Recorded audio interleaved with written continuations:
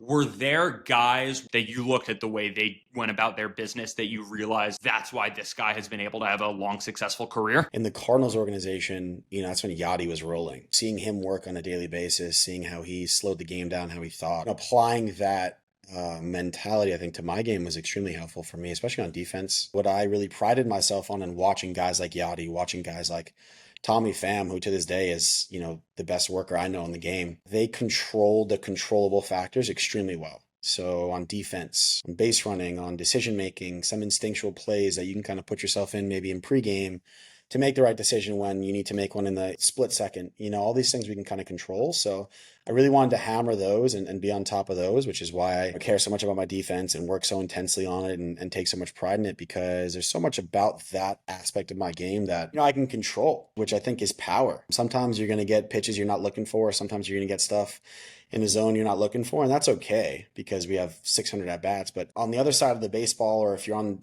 the base paths, all these things I can control. I can control my first step because I'm ready and I'm prepped and my legs are ready and I'm locked in on the game and I'm positioned properly and I know the hitter in front of me and I know what the pitcher's trying to do to him. And I can control my first step on a jump because I know what tell I'm looking for on the pitcher, or I know what count he is as soon as he comes set, so I can get a good jump. I run fast, so I got to do all these things that I can totally control. It's not to say that they're easy, but the process, in my opinion, for producing a consistent player and result on those sides of the baseball are things that are in your control, and therefore we should hammer them, because the bat's going to get hot and cold and there's going to be a lot in between. But if I can be consistent about 99% of the rest of my game, I'm going to stick around for a while and I want to play this game for as long as possible.